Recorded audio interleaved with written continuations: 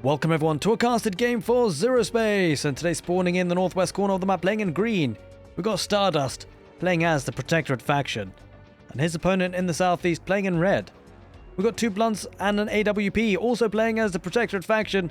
Welcome everyone to Starsand. That is the map for today, and both players have already ventured out onto the middle of the map to get those control towers, to get the valuable XP to level up their factions. Well, we see Stardust opting for the Prefect Nova hero, whereas Two Blunts has opted for the Dread hero. About to go toe-to-toe potentially. We do see a commando out there for Stardust, and was going to back away. He did actually use a disrupting shot, which actually blasted 50 damage there, slowed the enemy, prevented them from using weapons for 5 seconds, and that was from the Dread hero ability. Dread hero also has two other abilities: Shadow Walk, which gives a cloaking ability, and also Sticky Bomb, as the name suggests, is a sticky bomb, which explodes and damages the enemies, but also stuns them for 4 seconds. Two commandos, though, getting poked and prodded, and, well, he manages to recall that unit back home. And that is one of the top bar abilities for the Protectorate faction. Now, speaking about top bar abilities, there are two of them. Of course, there's Beam Up, which teleports a unit to the nearest operating tower, and then there's also Reinforcements, which calls down reinforcements to near allied operating towers. Speaking about operating towers, well, there is an expansion, a third expansion by Two Blunts and an AWP, expanding that eco very quickly. In the north, Stardust, only with 2 expansions so far. But as it's bringing that production quite far forward, we've got the 2 barracks being built, a third on the way, and does have the supply depot with the turret on top as a static defense. And while they're kind of chasing each other, the hero with the 2 commandos at their side, Prefect Nova looking to try and do some damage. Now, Prefect Nova also has 3 abilities: Stun Blast, which is a fire blast, as you can imagine. It stuns the enemy in a small area for 3 seconds. Also has a charge ability to kind of charge across the map pretty quickly, and then it was also able to construct a light turret, which has a beam to attack its enemies, and also slows them down in the movement speed. Now, Prefect Nova and Stardust do have 2 control towers, which will be gathering that valuable XP, and both players are at level 1 now, so should be looking to choose their talents. As you can see, Stardust has used improved Beam Up, which will be reducing the delay by 50% for the Beam Up, and also increases the healed amount by 100%. We do see the Valkaru crab on the field for Stardust. So we're up with the Valkaru kingdom for the mercenaries here, and I wonder what was the mercenary choice for Two Blunts and an AWP. We'll have to see and watch and wait which mercenaries he summons down. Is going for the rich flux, although actually it's not the rich flux, it's the standard spawning flux. There is actually a richer version that does get deposited on the ground, but we'll have to talk about that later because there's a bit of an engagement here. Some commandos there by Two Blunts, but Stardust has way too many numbers there. Also the crabs, they are tanking like anything.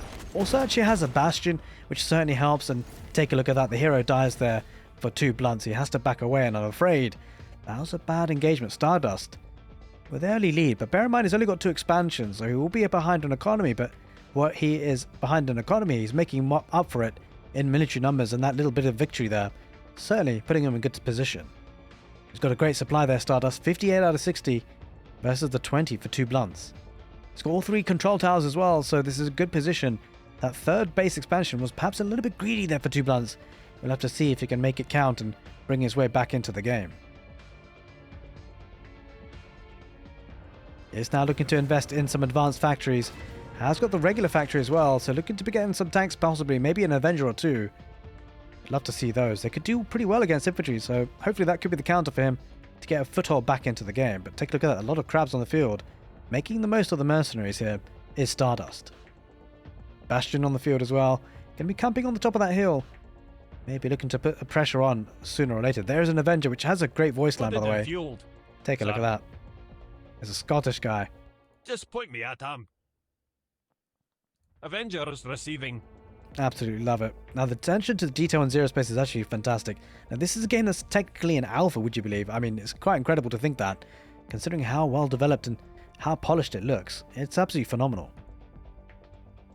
He's going to have to defend well here. He's got quite a few commanders, but that's a lot of units coming for Stardust. About to push in forward now. The barracks do have some healing abilities, but he's definitely going to need that. Look at the crabs. They are soaking up that damage. But take a look at this. We see the Valkaru tower, but so we can see he went up with the Valkaru as the mercenaries. He's going to poke a prod, takes out a unit there, and well, that's a bit Lackluster there by Stardust to leave that further forward, but take a look at this. Does use the jump jet's ability to get those commanders on the back line. The Crabs soaking up the pressure on the front line, and the Valkaru coming in clutch. Harvester getting involved as well, kind of body blocking, kind of getting in the way, if anything. Avenger goes down, and, well, the two Crabs go down. And this is a problem for Stardust. He's actually backing away, and take a look at that. The Valkaru Tobot looking fantastic. The commando numbers absolutely getting demolished here for Stardust. Does have some veterancy on those units though. They've been around for a while. The Avenger going to try and snipe out the Valkaru Tower, but take a look at that. Holy moly, that unit is incredibly strong. Does a lot of damage.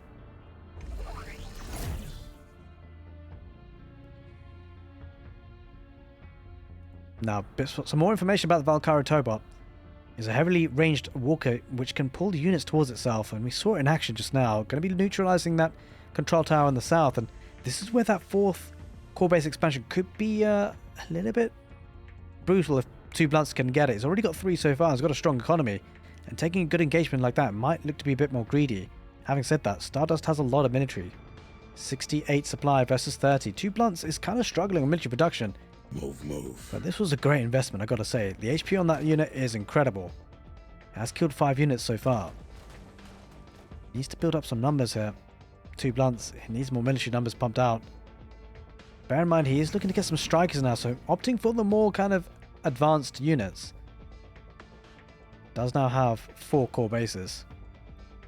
Gonna up to get another barracks or 2, and I think that's a welcome look because he needs some units big time.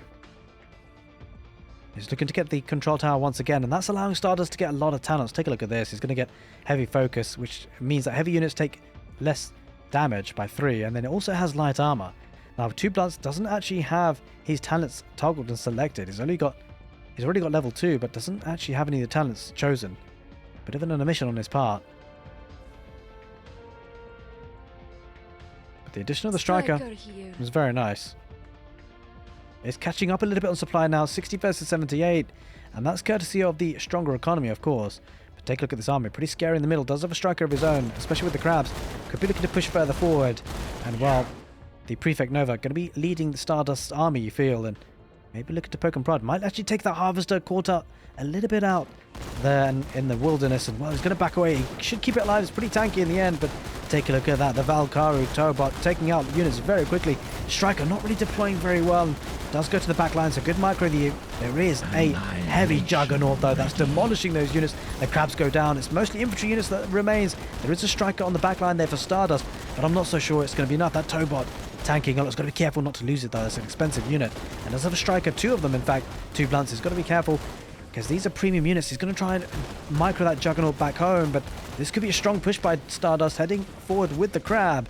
And the Prefect Nova looking to snipe out units if he can. It keeps the Juggernaut alive, which is absolutely huge. And also keeps the Valkaru Towerbot. Again, massive fight. Two blunts though, he doesn't die just yet. And well, with the 5th core base expansion now, Two blunts is really expanding that economy. Take a look at the Hexite income. It's looking phenomenal, especially the Flux as well. Add that on. Surprised though, I think he's just forgotten about the abilities perhaps. Maybe saving it for a rainy day.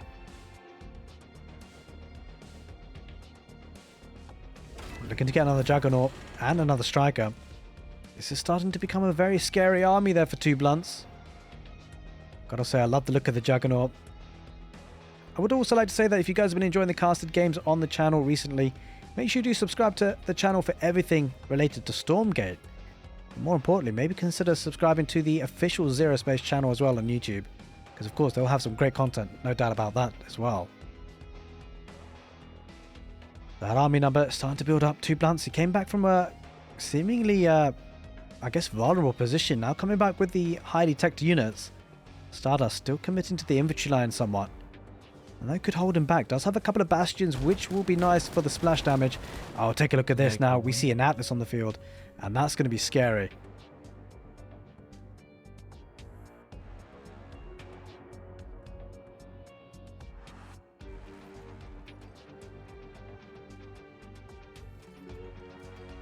Heading down to the southwest, he spotted that something's actually going on. He might lose that Harvester.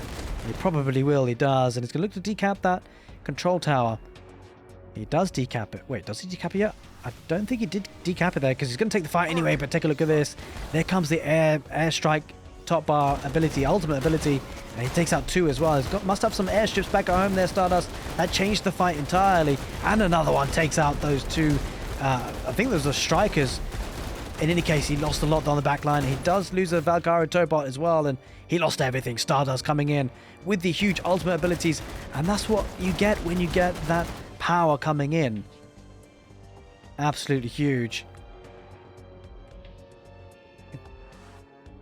A great display of his ultimate abilities. Use the airstrike, sends a plane to bomb, and there it is, ladies and gentlemen.